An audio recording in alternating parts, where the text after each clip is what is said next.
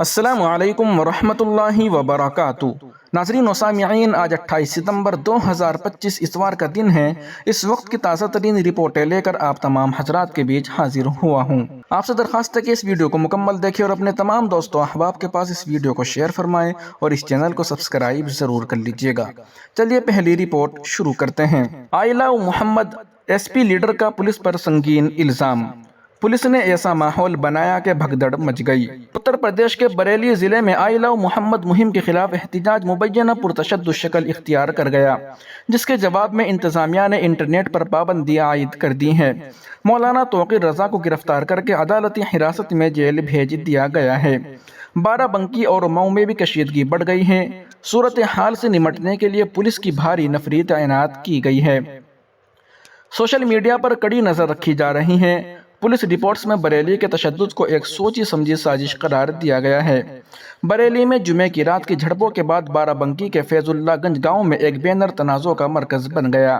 آئی لو محمد کے الفاظ پر مشتمل بینر کو گرائے جانے کے بعد صورتحال مزید بڑھ گئی۔ مقامی لوگوں نے الزام لگایا کہ چوکیدار دھنی نے ڈنڈے سے رسی توڑی اور بینر نیچے لے آیا۔ اس کے بعد ایک برادری کے لوگوں کی بڑی تعداد جائے وقوع پر پہنچی اور احتجاج شروع کر دیا۔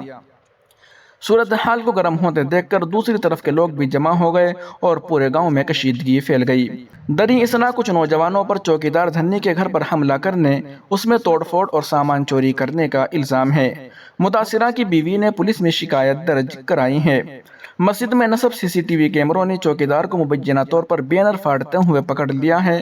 پولیس نے ویڈیو قبضے میں لے کر تفتیش شروع کر دی ہے۔ ایڈیشنل سپرنٹنڈنٹ آف پولیس اور سرکلر آفیسر جائے وقوع پر پہنچے اور کئی تھانوں کی پولیس فورس تعینات کر دی گئی۔ بارہ بنکی پولیس نے دعویٰ کیا کہ گاؤں میں حالات اب معمول پر ہیں، لیکن کشیدگی کی وجہ سے سخت چوکسی برتی جا رہی ہے۔ مولانا توقیر رضا جیل بھیج دیے گئے۔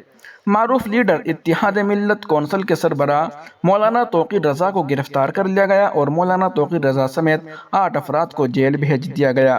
آج تک کی رپورٹ کے مطابق اتر پردیش کے وزیر اعلیٰ یوگی آدتیہ ناتھ نے اس معاملے پر ایک بیان جاری کیا، جس میں انہوں نے کہا کہ کل بریلی میں ایک مولانا بھول گیا کہ ریاست میں کون برسر اقتدار ہے اور سوچتا ہے کہ وہ جب چاہے نظام کو درہم برہم کر سکتے ہیں، لیکن ہم نے واضح کر دیا کہ کوئی ناکہ بندی یا کرفیو نہیں ہوگا۔ وزیر اعلیٰ یوگی نے کہا کہ ہم نے جو سبق سکھایا ہے وہ آنے والی نسلوں کو فساد سے پہلے 2 بار سوچنے پر مجبور کرے گا۔ پولیس نے ایسا ماحول بنایا کہ بھگدڑ مچ گئی۔ سماجوادی پارٹی کی لیڈر سمیہ رانا نے اس کے لیے ریاستی پولیس کی کارروائی کو ذمہ دار قرار دیا۔ سماجوادی پارٹی کی لیڈر سمیہ رانا نے کہا کہ کانپور میں پولیس کی کارروائی نے عوام میں غصہ اور اشتعال پیدا کیا۔ سمیہ رانا نے بتایا کہ پوسٹر ہٹا کر دوسری جگہ لگائے گئے، لیکن اس کے بعد مقدمات درج کیے گئے اور لوگوں کو جیل بھیج دیا گیا، جس سے عوام میں ناراضگی بڑھ گئی۔ سمیہ رانا نے اکھلیش یادو کے بیان کا دیا حوالہ۔ IANS سے بات چیت میں سماجوادی پارٹی کی لیڈر سمیہ رانا نے بریلی تنازع پر پارٹی کے قومی صدر اکھلیش یادو کے بیان کا حوالہ دیتے ہوئے کہا کہ حکومت کا طاقت کا اظہار کرنا اس کی کمزوری کی علامت ہوتا ہے۔ حکومتیں لاٹھی چارج سے نہیں بلکہ بھائی چارے اور ہم آہنگی سے چلتی ہے۔ پولیس نے ایسا ماحول بنایا کہ بھگدڑ مچ گئی۔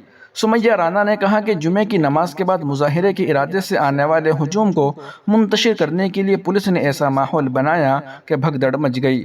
پولیس کے لاٹھی چارج میں درجنوں لوگ زخمی ہوئے، کئی کے سروں پر چوٹیں آئی اور کچھ شدید طور پر زخمی ہوئے۔ انہوں نے کہا کہ ایسے واقعات نہ صرف مقامی سطح پر ماحول کو خراب کرتے ہیں بلکہ جہاں بھی یہ خبر پہنچتی ہے بد امنی پھیلاتے ہیں، جس سے عوام میں غصہ بڑھتا ہے۔ کسی کے نام پر افراتفری پھیلانا مناسب نہیں۔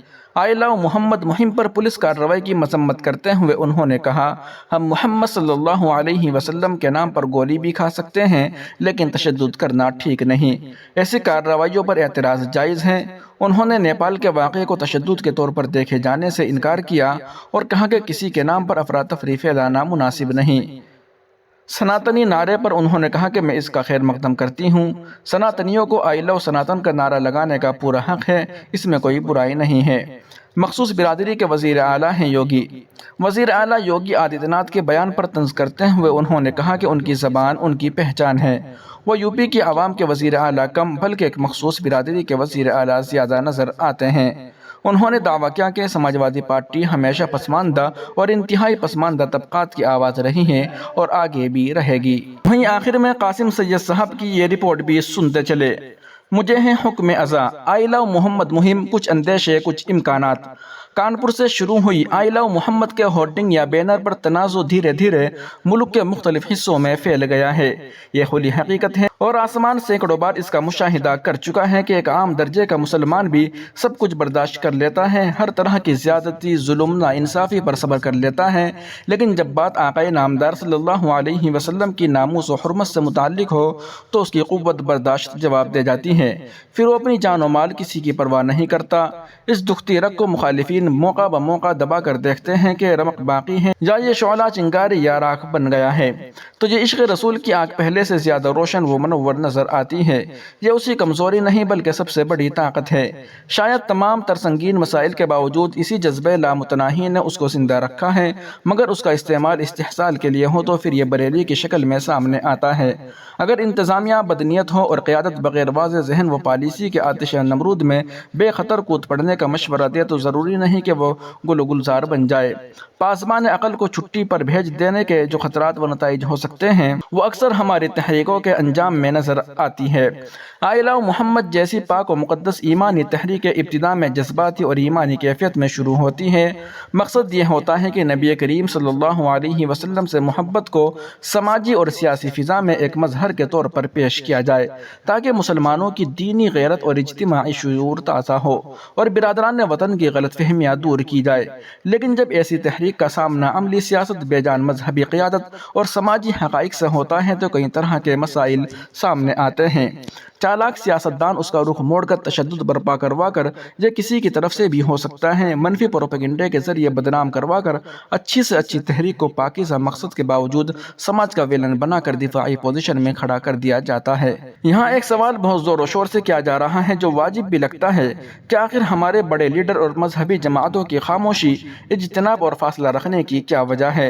انہوں نے عام مسلمانوں کو جو ان کی قیادت کے طول و عرض کو بڑھانے اور مالی وسائل فراہم کرنے کا طاقتور ذریعہ ہیں، جو ایک روٹی کھا کر ان کے منصوبوں کے چراغوں کو اپنے وسائل کا تیل فراہم کرتے ہیں، کیوں چھوڑ دیا ہے؟ قیادت کا اختلاف، جماعتی عصبیت، حسد۔ بہت سی مذہبی جماعتیں اپنی الگ شناخت اور فالوئنگ چاہتی ہیں۔ اگر کوئی آزاد تحریک عوام میں مقبول ہو جائے تو ان کے لیے اپنی بالادستی برقرار رکھنا مشکل ہو جاتا ہے، اس لیے وہ محتاط یا دور رہتی ہیں تاکہ اپنی جماعتی پوزیشن کو خطرہ نہ پہنچے۔ نمبر 2، سمت اور حکمت عملی کا ابہام۔ آئی لو محمد جیسی مہمات زیادہ تر نعروں، جلسوں اور مظاہروں تک محدود ہی رہے ہیں۔ ان کے پاس کوئی واضح سیاسی یا سماجی لاہی عمل نہیں ہوتا کہ اس محبت کو معاشرتی تبدیلی یا اجتماعی قوت میں کیسے ڈھالا جائے۔ یہی ابہام بڑے لیڈروں اور مذہبی اداروں کو بے چین کرتا ہے اور وہ اس سے فاصلہ بنا لیتے ہیں، حالانکہ ہونا یہ چاہیے کہ وہ اس تپتے لوہے کو ایسے سانچے میں ڈھالے جو ملک و ملت دونوں کے لیے مفید ہو۔ ان کو لگتا ہے کہ اس میں ان کے ہاتھ بھی جل سکتے ہیں۔ تحریک کا بھٹک جانا، جب کوئی دینی تحریک عوامی مقبولیت حاصل کر لیتی ہے مگر اس کے قائدین فکری یا عملی پختگی نہ رکھے تو اکثر سمت بدل جاتی ہے۔ بعض دفعہ وہ محبت رسول صلی اللہ علیہ وسلم کے نعرے کو سیاسی دباؤ یا اپنی ذاتی امیج بنانے کے لیے استعمال کرتے ہیں اور یہ چیز سنجیدہ مذہبی جماعتوں کو کھٹکتی ہے، مگر تحریک بھٹکتی ہی اسی لیے ہے کہ سنجیدہ قیادت اور واضح لاہی عمل دینے والے کمروں میں بند ہو جاتے ہیں۔ اس سب کے باوجود یہ سوال باقی ہے کہ کیا آئی لو محمد جیسی تحریکیں مکمل طور پر بے سمت ہے یا پھر ان میں امکانات موجود ہے؟ حقیقت یہ ہے کہ ان میں ایمانی حرارت ضرور ہے مگر ادارہ جاتی نظم اور حکمت کی کمی ہے۔ اگر یہ تحریک منظم فکر، تعلیم، سماجی خدمت اور مستقل ایجنڈا اپنا لے تو مذہبی جماعتوں کو بھی مجبور کرے گی کہ قریب آئیں۔ بریلی جیسی صورتحال پیدا نہ ہونا بھی آخر کس کی ذمہ داری ہے؟ اگر ان نوجوانوں کو جو عشق رسول کے نام پر سب کچھ لٹانے، مر مٹنے پر آمادہ ہیں، بھٹکا ہوا مان لیا جائے تو ان کو راہ راست پر لانے کی ذمہ داری بھی آخر مذہبی قیادت کی ہی تو ہے، یا انہیں قیادت کے لیے فرشتوں کی جماعت چاہیے؟ ان بھٹکے ہوئے آہوں کو سوئے حرم لے چلنے کا کام آخر کون کرے گا، کب کرے گا؟ ایسی تحریک قدرت کی طرف سے ایک موقع ہوتی ہے جسے ہندی میں آبدہ میں اوسر کہتے ہیں۔ کیا ہمارے اندر یہ صلاحیت نہیں کہ آزمائش کو موقع میں بدل دے؟ ناظرین و سامعین، ان اہم رپورٹوں کو آپ سن اور دیکھ رہے تھے محسن اسلام یوٹیوب چینل پر۔ تمام تازہ ترین اپڈیٹ حاصل کرنے کے لیے بھی ویڈیو کے نیچے سبسکرائب والے آپشن پر کلک کر کے اس چینل کو سبسکرائب ضرور کر لیجئے گا۔